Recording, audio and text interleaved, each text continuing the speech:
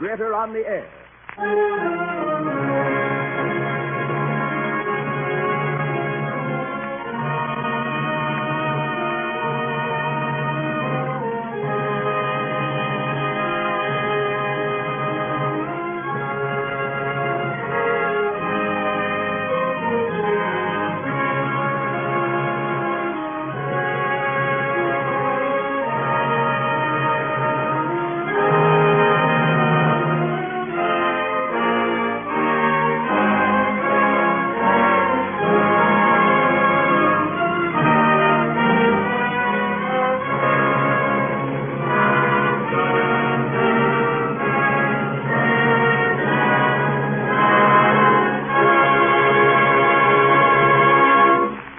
Tonight, Orson Welles produces and directs the 19th broadcast in the Mercury Theater series of dramatized great narratives.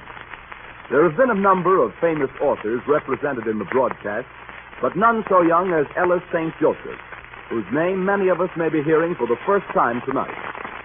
The story is one which Mr. Welles has long considered, and he takes great pleasure in presenting A Passenger to Bali by Ellis St. Joseph, one of the great short novels of recent years.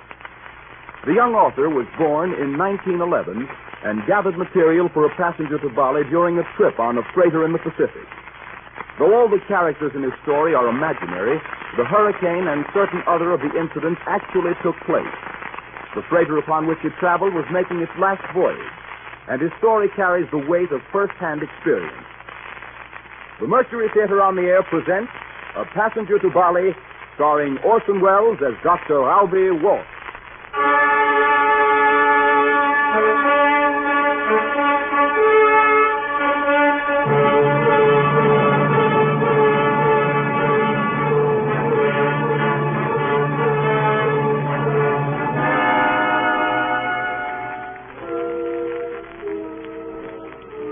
My name is English, Captain English. Perhaps the telling of this story will serve to expel from my mind my last lingering glimpse of Walk as I left him. A vision that appears more real in retrospect than it did at the time. It has grown real in the 14 years that have passed. It was what some men call chance and others destiny that link our lives on the dock at Shanghai and alike disrupted them 200 miles out at sea. I merely accepted him as a passenger on the steamship Roundabout, a tramp steamer flying the British flag, carrying a crew of 3 white officers and 20 Kanaka boys, which I owned and put to trade in the Southern Pacific.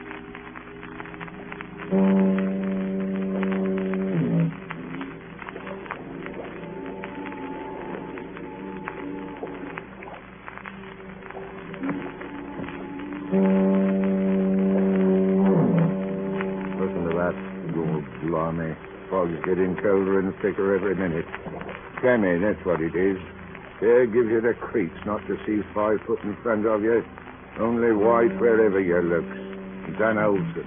Fog is fog. Well, sometimes it is and sometimes it ain't.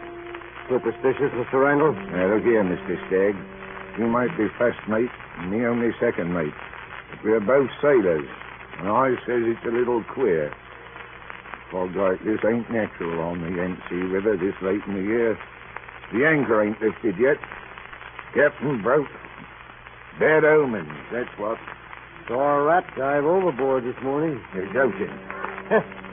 We don't want to joke about a thing like that. That wreck leaving a ship. No seafaring man is... Shanghai. Port police. What are they snooping around here for? Like blooming ghosts. Contraband, maybe. There may be worse, eh? What I wants to know is what brings them here. Here, Mr. Stagg, to the roundabout. I got a feeling about this here ship. Gentlemen. Oh, is that you, Mr. Randall? Yes, Captain English. They finished putting the coal on board. Will you pay them off as quickly as possible? Yes, I'll do that, Captain.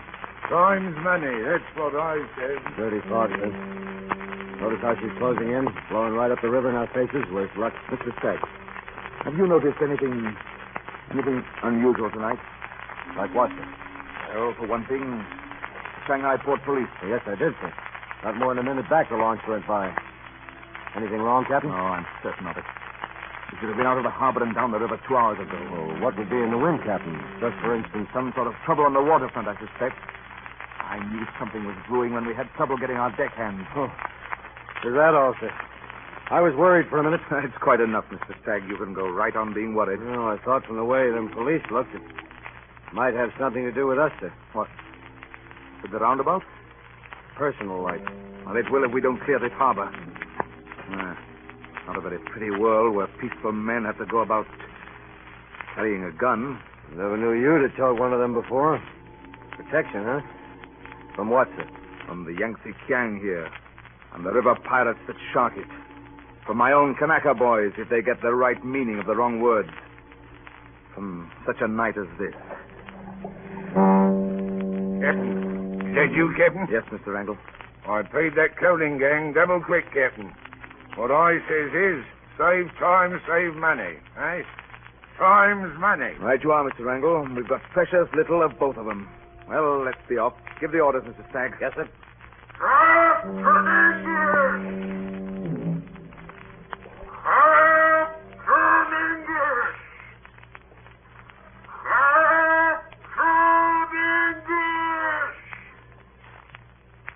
That was the first time I heard that man's voice.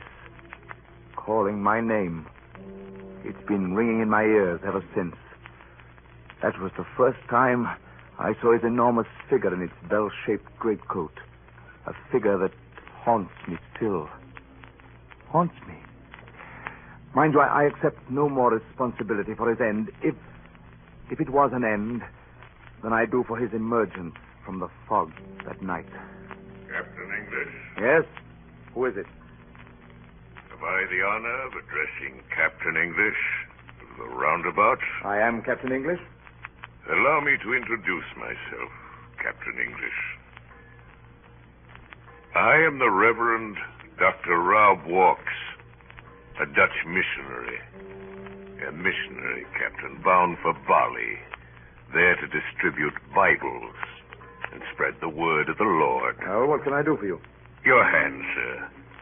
The Lord has brought us together tonight, Captain. What the Lord has put together, let no man put asunder. Isn't that your marriage sermon, Dr. Walks? Well, Captain, our first meeting is a marriage. Or a parting. Captain.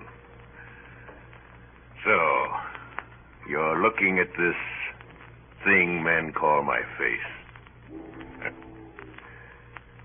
Have you seen it before? No. Good, so much the better. Then we can start from scratch. Captain! Captain! Ready to rise? I'll be with you in a moment, Mr. Stagg. Excuse me, you say we're ready to sail, you see. I'm not giving to wasting words in mundane affairs, Captain English. Not I save my breath. You see how very brief I can be. Captain English, I am told that your boat puts in at Gulalong, the port of Bali. Is that correct? Quite. In that case, here you will find a Dutch passport, several papers for identification, mostly clerical, and about 400 in American dollars. Be good enough to examine them. If the papers, the money, and myself meet with your approval, I shall sail with you tonight. Oh. Well, your passport seems in order.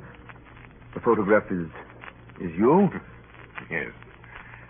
My shadow in the sun. Yet a man must hold his shadow or lose the earth it falls on. Captain? The visa seems proper. These letters? Testimonials of faith, sir. And the money? Testimonials of faith of another kind. Well, I'm afraid it's unfeasible, Dr. Walks. The roundabout is a trading scheme. Name your price. Well, I admit you tempt me. Funds are a bit low right now. Now's the time, then. Decide, sir. You own the ship as well as the commander. Yes, I know. Then hoist your British flag, Captain, and be off with your Dutch passengers. Wait a minute. You say you're a Dutchman, yet you don't have much of an accent. Captain English, the Lord speaks in many tongues. It's odd that you should have waited until the last moment, Dr. Walk. His work knows no other time than the present. It's very irregular, you understand. Accepting at the last moment without proper investigation a stranger A stranger? A minister of the Lord. Well, Captain? There's a police launch again. The third time tonight. Well, Captain? Very well. I'll take you. The meeting, sir, is a marriage.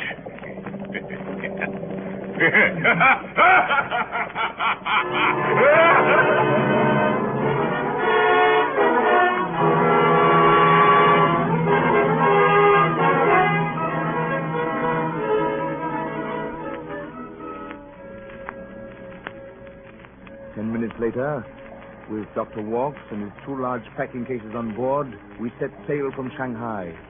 The following days faded into each other and blurred into weeks. First it was cold, then it was hot. Nothing disturbed the ordered routine except the presence of Dr. Walks. He threw a palpable shadow over the whole ship. Something you couldn't put your finger on. A sort of restlessness, unspoken dissension among the crew, even the officers. I pretended not to notice. And then one day it was useless to pretend any longer. Mr. Wrangler and I were on our way down to the mess room for lunch. From inside we heard the voice of our Chinese cook. All right, Chinaman. Now, what more did he say? Just what he say. He good fellow, love God, hate devil. What else did he say? Come on, spit it out or I'll break your wrist. What's this, Mr. Stagg? Ask him, sir. True? No, Captain. Excuse, please, Captain. I think I'd rather hear it from you, Mr. Stagg. Chu, you may go. Thanks very much, Captain. Q's been breaking place, sir. Gave me some lip, guilty of insubordination. You saw the way he backed out. Your word's enough, Mr. Stagg. Thank you, sir. Though I hardly see the necessity for handling it, well, handling him as you did over a broken plate. Oh, blast him up. More than the plate. Well, what was it? That Dutchman, sir. He's up to something. He's been talking to the crew. We'll not discuss the matter any further, Mr. Stagg. Gentlemen, shall we sit down? Dr. Walks is late for lunch, as usual. You make up for it, he will, when he sees the grub in front of him. Ain't natural for a man of the cloth to eat so much. And what I say is, how can any man be godly on a full stomach? Much easier, I should say, than on an empty one. What use does he put his belly to, I wants to know? Don't bend it to no work. Shoves it into the prow of the boat and stands there all day like a bleeding figurehead.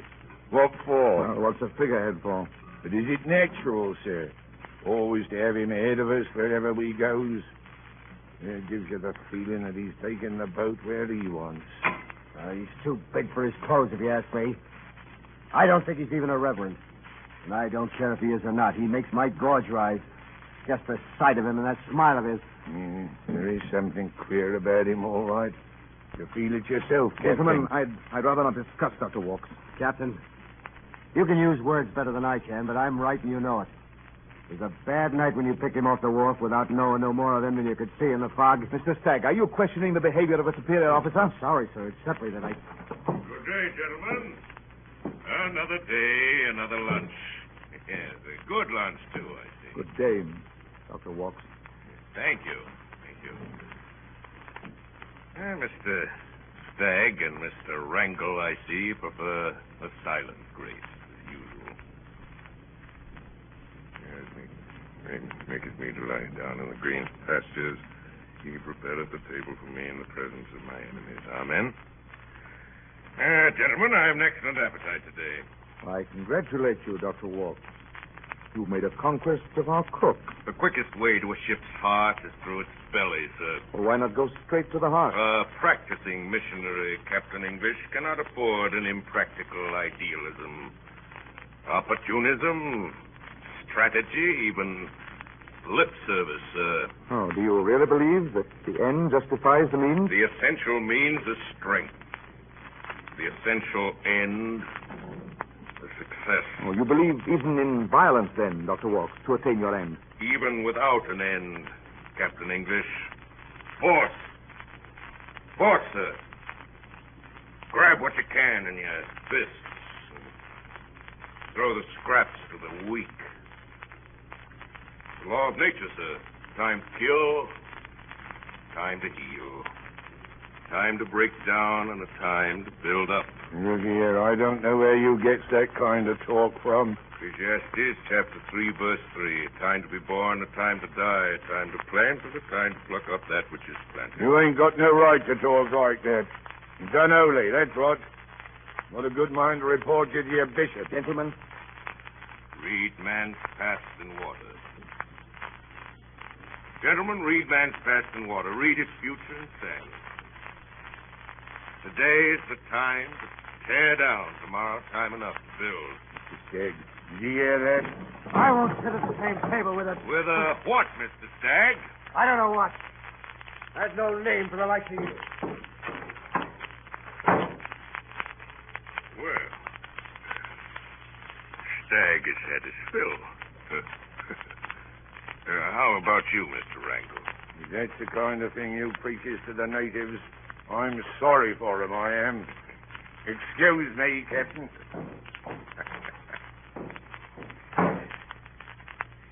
We're alone now, Captain. Are you with me, sir? no, Mr. Walk. You are with me on my ship, which you seem to have forgotten.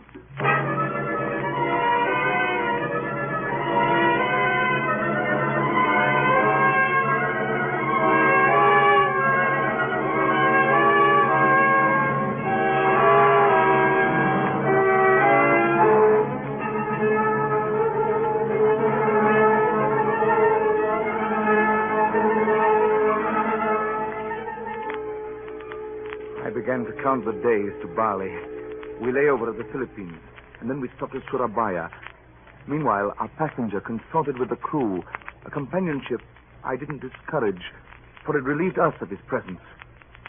Moreover, there was an epidemic of surreptitious drinking upon this particular trip, difficult to cope with. It seemed to have some connection with him, although what I couldn't tell. He got on altogether too well with the native crew. Night after night, his loud laughter mingled with theirs and carried up to us in the wheelhouse. And then, the evening before we reached Bali... Listen. Yeah, listen. You could hear it with 6 foot of dirt near the ears. Try to sleep through that. Look at them down there, prancing around that lantern like it was a bonfire. And him in the middle and leading them like he was Queen of the May. Oh, shut that door. Captain, are you going to stand for it? What can I do, Mr. Stagg? Put him in chains. Well, we'll be rid of him tomorrow in Bali.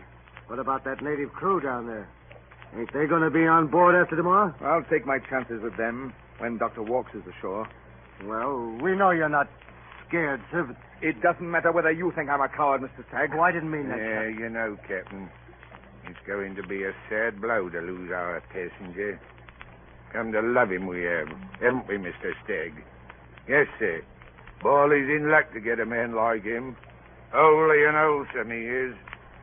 Ain't every day we have a passenger like Mr. Walks. Say, what's that? Someone coming up from below. Captain English. Captain English. What do you want, Mr. Walks? This is the wheelhouse. Passengers are not admitted. Captain English! What is it? Oh, sir. I am come. I am come to you from the ends of the earth, from the brine of the sea, a gift that fortune has bestowed upon you. Captain English. Mr. Wrangle, kindly help Dr. Walks to his bunk.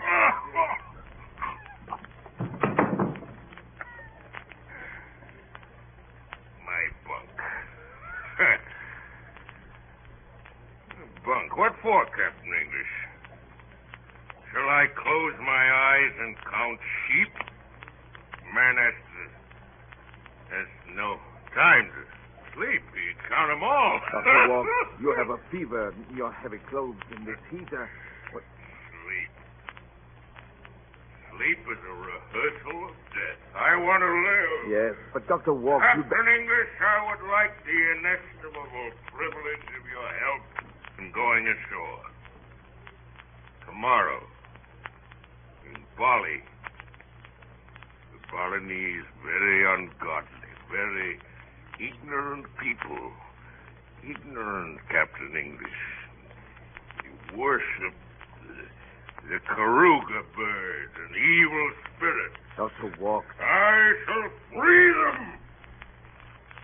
Free them from the Karuga bird.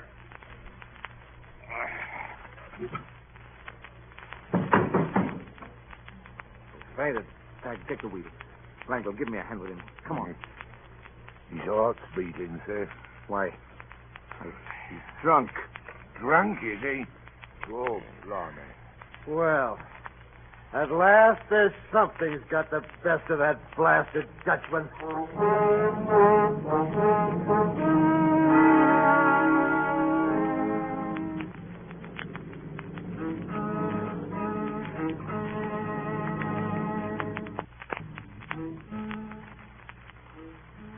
The next morning, we lay off the shallow water of Julalong. As I leaned across the deck's railing, looking gratefully at the white coastline of the island that was to relieve my ship of its unwelcome passenger, waiting impatiently for the arrival of the government launch, I felt a tap on my shoulder. I glanced backward into the Dutchman's face. An impersonal smile buttered his lips. Captain English, sir, I beg a word with you. Surely, Mr. Walks, you're not so poor in words that you need to beg one. I would buy it if I could, sir. Oh, no need. If it's farewell, you're welcome to it. Gladly. Captain English, I am a miserable and a repentant sinner. The devil has used me for his own ends. If you can find it in your heart to forgive and forget, Captain English, I am sure we can come to an equitable arrangement. Your conduct is no concern of mine, Dr. Walk. Precisely. You weren't paid to watch me, but if you're agreeable, I should now like to make my welfare your business. Here, here's $200 in the currency of God's own country. Well, what's this for? I'm hiring one of your lifeboats for the brief period of a half hour. Get ashore. Well, it seems you're not yourself yet, Dr. Walks. Perhaps I'd better hold your money until you're master of it. I knew I could rely on your discretion. Now for the lifeboat. Very well, sir. As soon as the port authorities have come on board. No.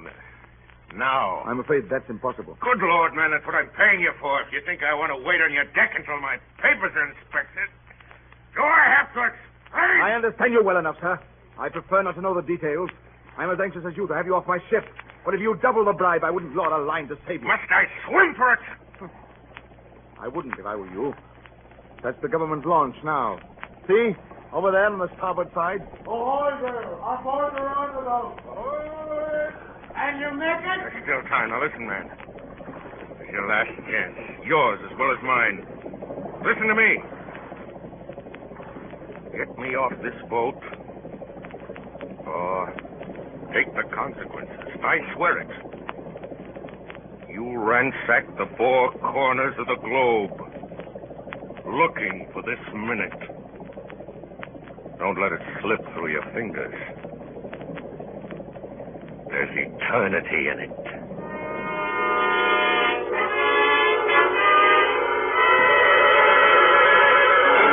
A moment later, the authorities came on board. Captain English. Welcome, sir.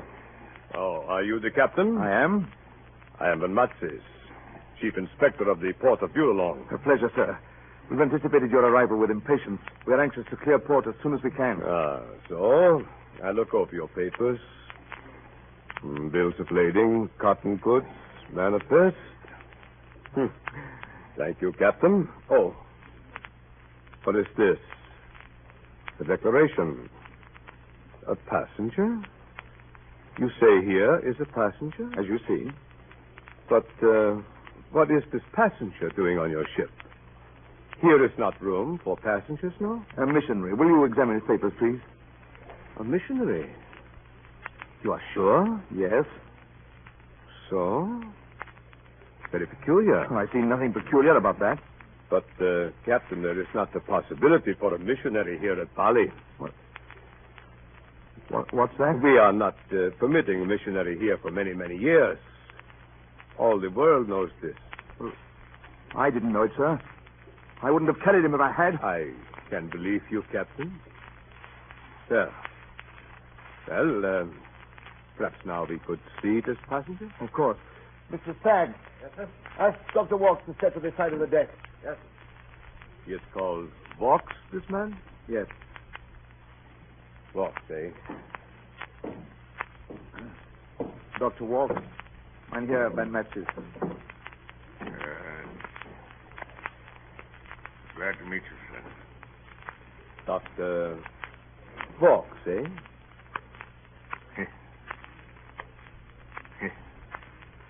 Yes, Dr. Walks. This morning I wake, the birds sing, the sun is shining.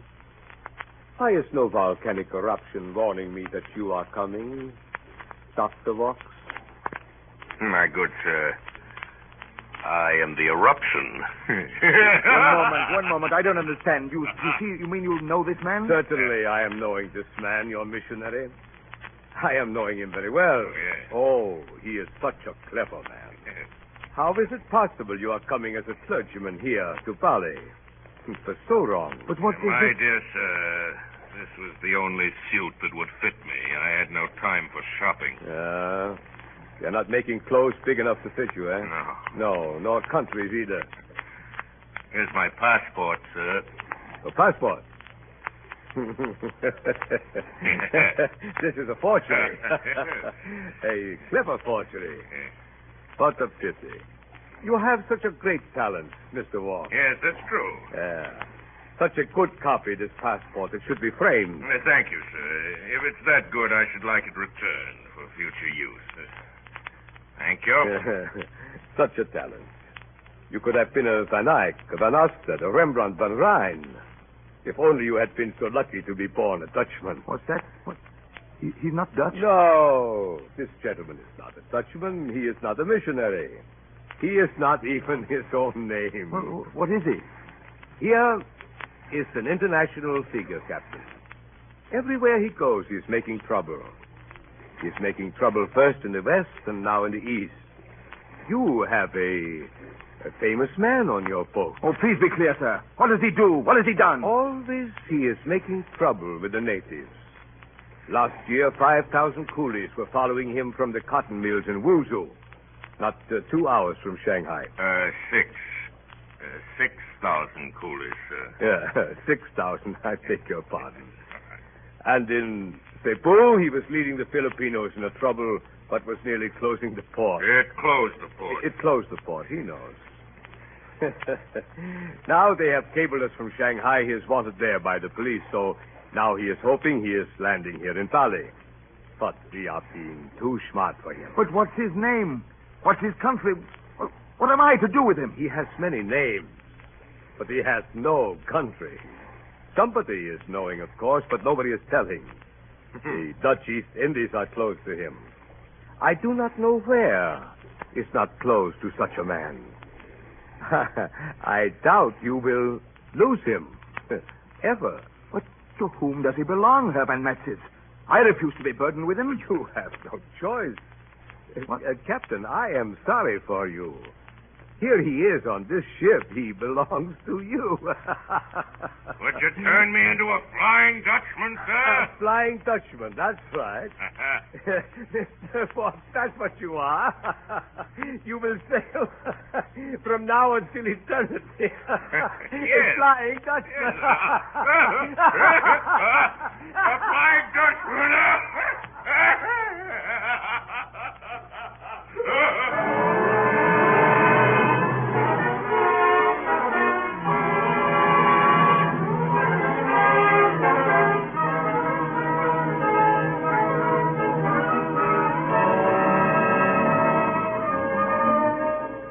Listening to a CBS presentation of Orson Welles and the Mercury Theater on the air in A Passenger to Bali by Ellis St. Joseph. The play will continue in just a moment. This is the Columbia Broadcasting System.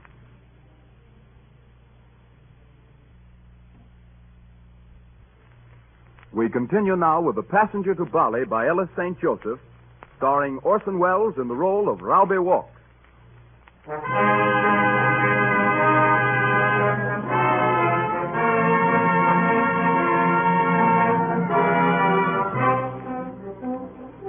After Bali, the first 7 days were a week of doomsdays. The news of our Flying Dutchman flew like a screaming gull before our masts. In Makassar, Benjamin, Rembang, Batavia, Koba, Pekan, Singapore, Bangkok, the answers were all the same. Oh, Capitan, you cannot land him here. We don't want him. We won't have him. We want none of him. We know him. He's a pest, a plague, this man. We don't want him here. This port is closed to Mr. Wolf. Moreover, so long as he is on your ship, the port is closed to your ship.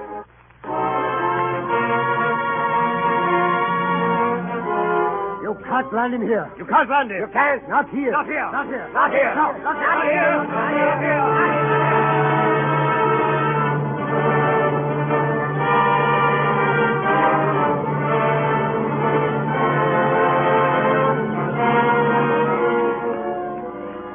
Mr. Walks never attempted to escape, although heaven knows we gave him every opportunity. One day, we opened his 2 packing cases, which he had said were loaded with Bibles. One was filled with gin, the other with empty bottles.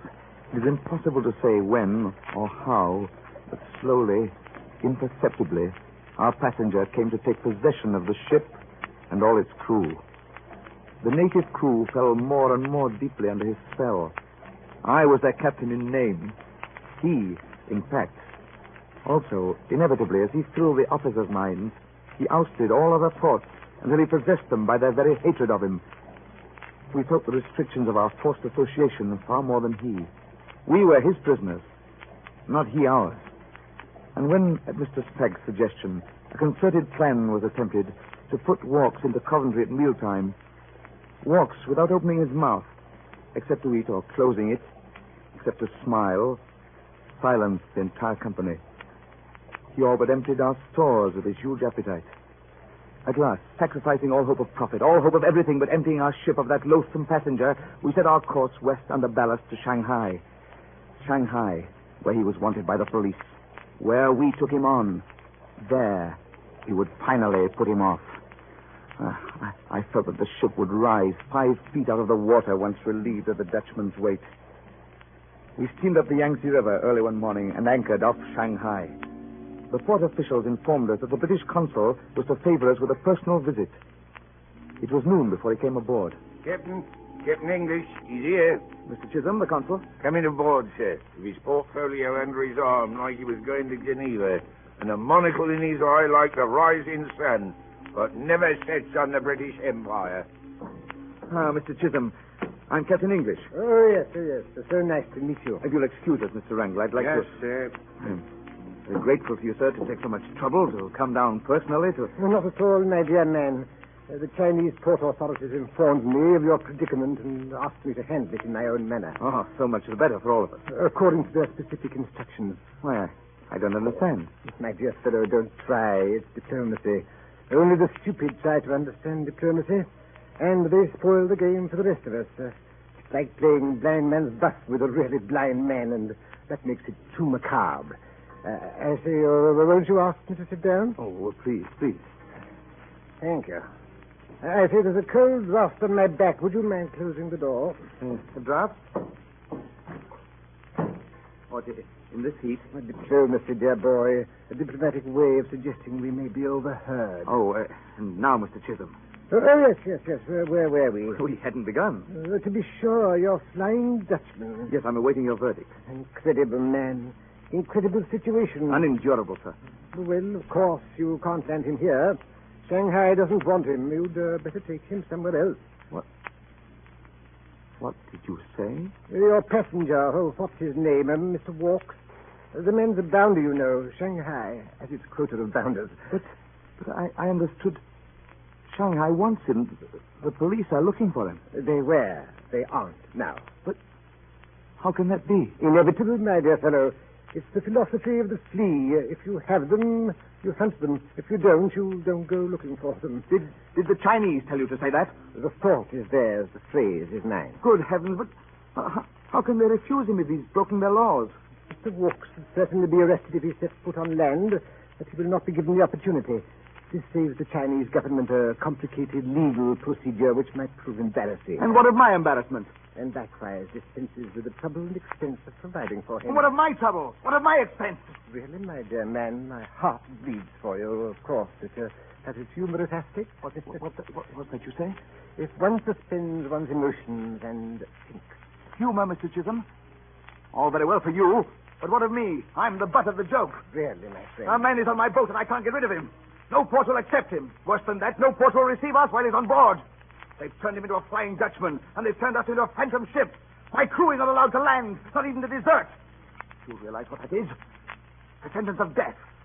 Wholesale slaughter. Oh, what have I done to deserve this? You accepted him. Well, is there nothing to be done with him? Absolutely nothing. I'm afraid that your famous passenger is a man without a country. I'm helpless in the face of that. Then what can you do for me, Mr. Chisholm? Am I expected to sail him around the world all the rest of my days? It looks that way, doesn't it? I'll scuttle the ship first. Not a bad idea. Oh, I'd hope that at least you, Mr. Chisholm, at least if you... I might suggest... Yes. Mr. Walks is a child of nature. He relies upon force. You might meet force with force. Force? Remember this, my dear Captain. The man you have on your ship carries no passport, is claimed by no country. Legally, he doesn't exist. As such, no flag protects him. He has no rights, and if he were suddenly to disappear, no questions would be asked. Do you follow me? Yes. If I were in your shoes, Captain, I'd go for a walk with him on some dark night, around the deck and talk. You know, talk. Keep on talking to him until you come to the railing's end. And then... But that's murder. I fail to see how you can murder the man who doesn't exist. He does exist. It's what none of you seem to realize. He's a man, the same as you and I. He might commit suicide, you know. Well, I must leave now. I shall anticipate a bit and report that your passenger does not exist. I found no one on the boat that remotely resembles Mr. Walks. Am I a ghost, gentlemen? He'd moved in so quickly that we'd not noticed his coming. Is this the English consul? The august representative of Great Britain? As I was saying, Captain, I shall report that there is no such person as Mr. Walks. Your passenger doesn't exist. Nevertheless, I must take the proper precautions. I shall report that I found plague on board. Cholera, I think. Would you turn me into a disease? No, bubonic would be better. Your ship will be placed in quarantine. Needless to say, no one will be allowed on nor off, and you will depart as soon as possible. Shall I swing a bell and shout, unclean, unclean? China can control bubonic, but she has no antidote for Mr. Walks. You are quite clear, Mr. Chisholm. Good day, my dear Captain. No, sir. I don't, Mr. Chisholm. I'm big enough to fill this doorway. I wouldn't try to pass if I were you. I'm a catching disease. I warn you. The captain and the crew have caught me, and I'm fatal to them.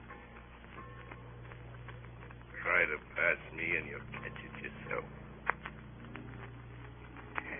You see, Mr. Chisholm, when I'm in your way, you've got to take notice of me. By heaven, I do exist, after all.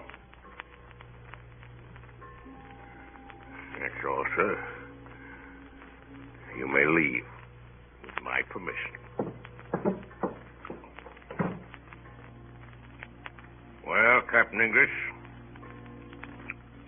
we are as we were. No, Dr. Walks. No, how so? Shanghai, your last chance to lose me. It's out. I'm yours. No. No? I must take Mr. Chisholm's advice. Oh, she suggested one more port, still another. Is there such a place, such a land on Earth? Have no doubt. They will accept you there. Will they? I should hardly have thought it possible. Even if I were to die, I doubt if you would lose me. You'd probably carry me back and forth between heaven and hell.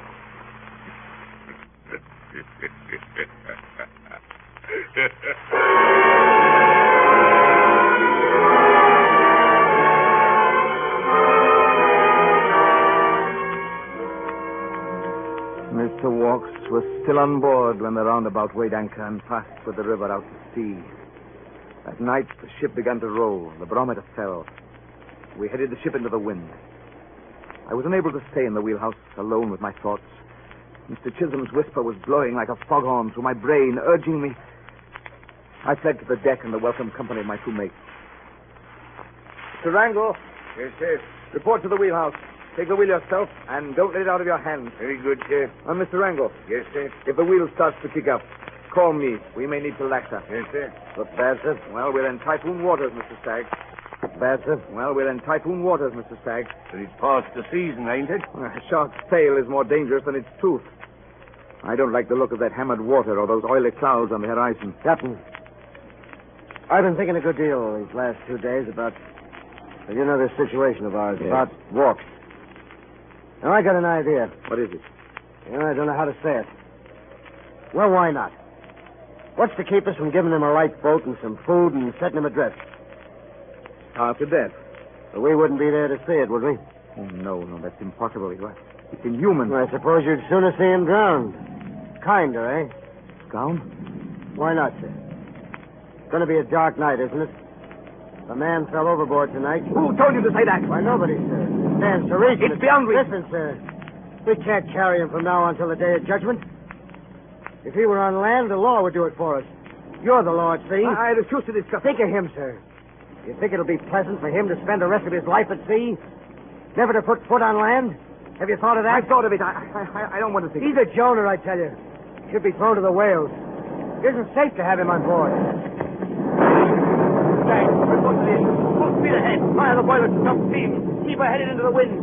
Yes, sir. Batten down the hatches. Call all men on deck. Sit down in the engine room. Secure everything. I'll see to the wheel. Yes. Dirty weather, eh, Captain? Oh. Why are you surprised? Were you thinking of me? Or were you conspiring with the wind and the waves? What do you want? I told you before, you're not allowed in the wheelhouse. Never? Never. I wish to speak with you. I have nothing to say to you. But I insist. Shall we take a turn about the deck? You're out. Very well. I'll be brief. There's a storm coming. Yes, dark nights to say, but perhaps we won't notice it if we talk, you know. Talk. Keep on talking. You prefer to stop. No. Let's be going. Railings in. Oh, but this is an excellent place. Chance has guided us. Pure accident. The railings in. I must go onto the bridge, Dr. Walks. Tell me, sir. Why do you hate me? What? This is no time for equivocation. If you must spare me that. Give me the reason, one good reason why you hate me. You tricked me into accepting you on this boat, knowing very well what would happen if you were caught. But your animosity began long before you knew me for the villain I am. You've had a demoralizing influence on the whole crew. Before that, sir, it began before that. Your ideas. Captain English, think back. Certainly it began before I attempted to corrupt you with my ideas. It began Yes? the night I picked you up off the wharf. I suffered a physical revulsion the moment I laid eyes on you. I found my reasons later. That night, Mr. Walks, I disliked you without cause. Thank you. You disliked me before you knew anything about me. And you must have disliked me for some reason within yourself, Captain. Perhaps you do right to blame me for making you conscious of it. Mr. Walks, I must go to the bridge. Wait a minute. You hold me responsibility for the undesired linking of our lives. That's no responsibility. It's yours to blame, not I. You and the civilized world, your world, they bound me to you. Let me go. Let go my arm. But civilization is rotten, Captain, because its origin is fear. The vacuum that nature abhors, like the center of this hurricane, upon which the four winds of the earth are converging. I must get to the bridge. Let me go, Mr. Listen to me! Your society is torturing. For 2,000 years, the strong have been sacrificed to the weak. And with what result? To imprison the strong, the weak have imprisoned themselves. The wheel, Captain English, the wheel! That's why you abominate me, Captain, because I destroyed your illusion of freedom and betrayed you to yourself. I am the opposition. The wheel, Captain English, help!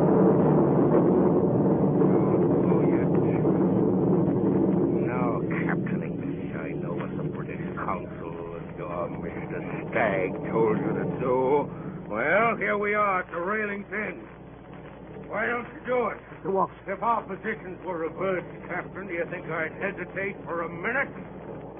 I'd move quietly. I'd take a sudden step forward. By heaven, I will. You... Fool. You're not strong enough. This ship is mine now. Mine. I'll never leave it. Get up! Give you back your life. You would have died with your conscience. You would never have survived me. The wheel, Captain. The wheel. Rope! The wheel's loose! The wheels! You get size! The wheels!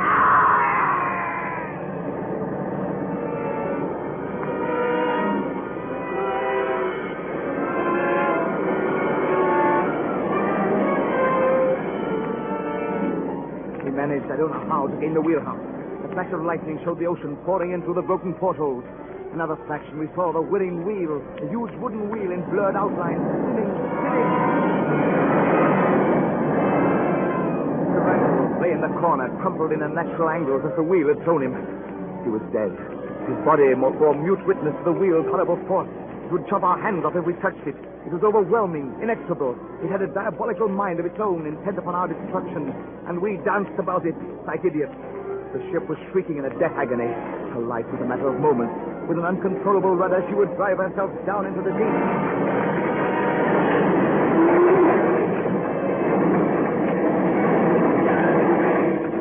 A great wave struck the walls and broke in the door and descended upon us. As the ship raised her shoulders above the sea and the water washed out through the whirring wheel, we saw looming in the doorway of the wheelhouse an immense figure, with the salt water running down him, dripping from his face and fingers. Mr. Walk might have risen from the sea itself. Out of the way! Mr. Walk, you can't stop that wheel. And I... Annie, you mad? It'll kill you. I'm not afraid of it. I'll stop it if I have to smash it. Walk, he's got it. He's got the wheel on his back. I have. I've got the ocean. The whole ocean on my back. Can you hold it? Stagg, grab the wheel. Help him. Here, let me get at it, too. Good. Rope. There's rope coming. You here? Get it. My collar. Oh, my collar. That's better. We can hold it. Till the I rope. can hold it. Gentlemen, I doubt if it will be necessary. What's that? What's that you say? We're holding nothing. The ship's rudder just snapped.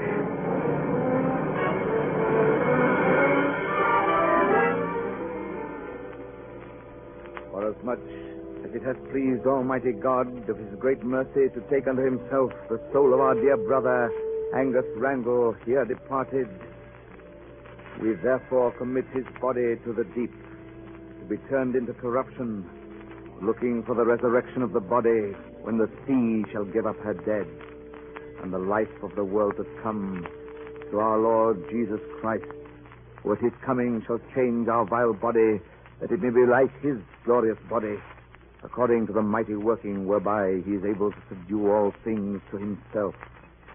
Amen. Next morning, we took toll of the havoc.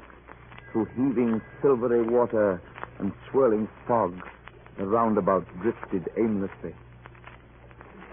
Lifting 30 degrees to starboard, the ship was a corpse, floating, face upward, wrecked and mangled beyond all recognition. All but one lifeboat was stove in or gone. 4 Kanaka boys had been washed overboard. Others had broken limbs. None of us was without a bruise of one kind or another. I took our bearings. We were 200 miles off the coast of China. We had no wireless. And the roundabout, past control or repair, might sink before she was sighted by another vessel. After a brief consultation with Mr. Stagg, I decided to abandon ship. And your mind is made up, Captain? Yes, Mr. Stagg. Are all men on deck? Yes, sir. And then who has been ringing the ship's bell? Ghost! No, sir. A ghost bell. On a ghost ship. Flat out, Walk. Rope is broken, Captain. Bell's ringing by herself. It's the swaying that does it. This is the Flying Dutchman. Demon vessel. We drift rudderless in the fog in all directions. And to no port. Let the spectre bell boom its warning to all ships. Beware! He's drunk, sir. Been at it ever since last night. Let Mr. Walks talk. Let the bell toll. There's no time for either of them. Men, we're abandoning ship. Get what belongings you have, nothing heavy. We're taking to the one lifeboat left. Children, first! Two, go to my cabin. You'll find the log there and my sextant. Bring them here. Captain, lifeboat leaks pretty badly. You'll do with bailing. You have to do. Be sure there's something to bail out on board. Yes, sir. I'll get it myself. Horse! Captain, ride around the deck and give your orders on horseback. What's that? What are you talking about? The roundabout is no more. This is manifold, the vast boat that is the whole world. The mountains are a mast. The nails of her hull are a pivot for the moon. Her cables are the circumference of St. Peter's dome and extend around the globe. The ship is sinking, Mr. Walks. I've more to do than listen to fairy tales. Fairy tales is more truth than the use of boats. Two, go get provisions and water ready. I tell you, this is manifold, Captain Manifold. Look about you. Her lower masts are so high that a boy becomes a gray-headed man before he reaches the buttock shroud. It takes 100 years to tack. And when one of her sailors dies, she buries civilization. I've no time for you, Mr. Walks. Captain, Yes, Two? log 2 sextants here. I don't need both of these. Put the log on one of them in the boat. Here, I'll take the other. You've a long way to row, Captain. Me and Joe who'll pick up a doomsday passenger. Row on, sir, row on. Captain, Captain, thou art mine. Captain, Captain, I am thine, thou mine, I thine. So long as the sea be brine. Come on, men. Oh, Hurry up. oh, Get your things in the boat. See that they don't overload, Mr. Stagg. Yes, sir. See, they leave room for me. I'm a man that likes to stretch his legs. Are you so sure of yourself? Sure as I am of you, Captain, I can say anything, do anything.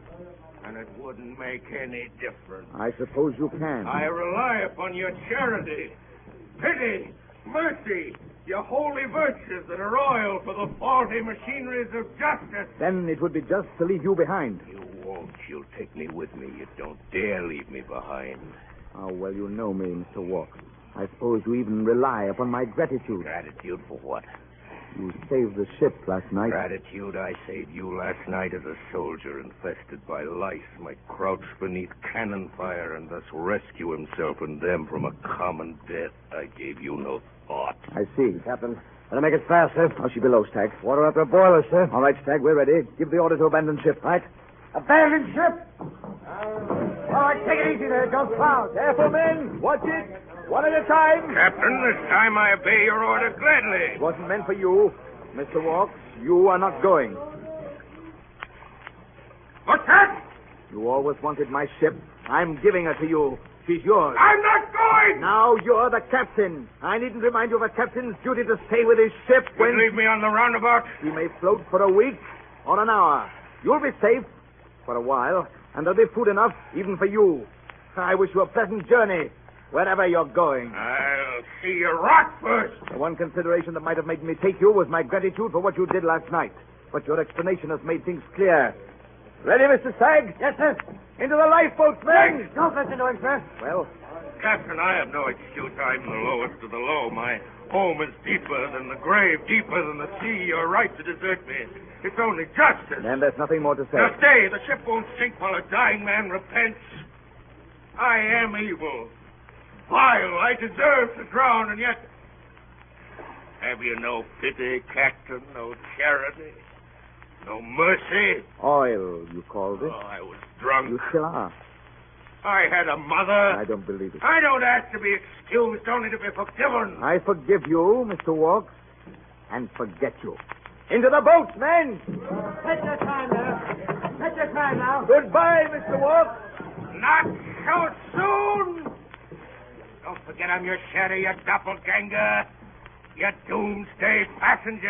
Mr. Walks, I warn you, The end of your world, Captain, the beginning of mine. You stay on the roundabout. I'll take the lifeboat. Look out, Captain. Mr. Walks, stand back. Your voice isn't loud enough for me to hear. Stay where you are. Now, if I shout through the muzzle of this gun, you may hear the whisper. I hear you very well now. It's a pity had to end this way. I would move heaven and earth. Heaven and earth will stay where they are, sir. And so will I. Ready to lower the boat, sir. I'm coming, Mr. Stagg. My sextant, Mr. Walks. You'll need it. Not I.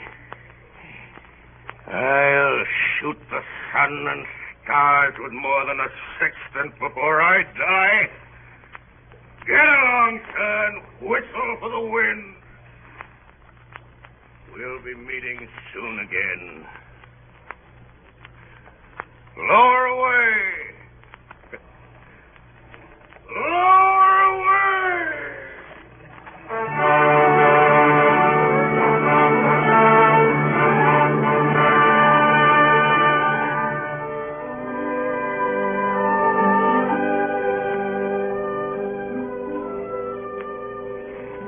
We pushed off with no other sound than the movement of our oars. Walks followed us around the deck and finally lifted his hand and waved. We moved apart as the loom of the great hull grew shadowy, only a little heavier and darker than the enveloping whiteness. His colossal figure, like a ghostly apparition, appeared to dwarf the vessel. The roundabout rose gradually out of the black and silver water, and heaved too, in midair, as though awaiting a message. Then the hulk dilated in the fog and faded on the horizon like sea mist in the morning sun. We could see nothing. Our own strange faces dimly in the milky light.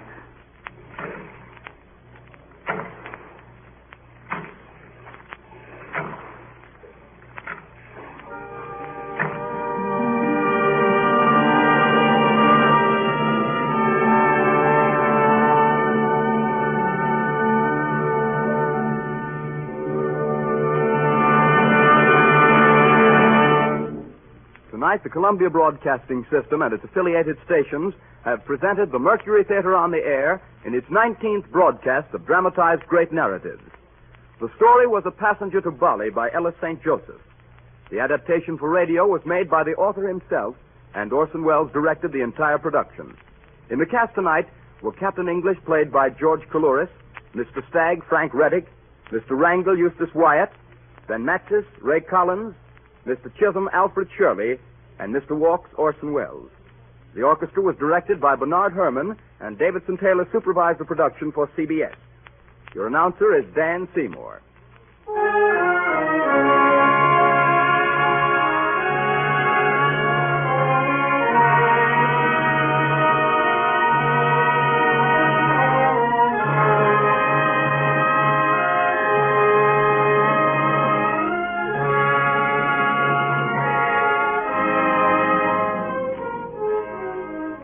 Next Sunday night at 8 o'clock Eastern Standard Time, Orson Welles and the Mercury Theater on the air will bring to life a masterpiece of humor, Pickwick Papers by Charles Dickens.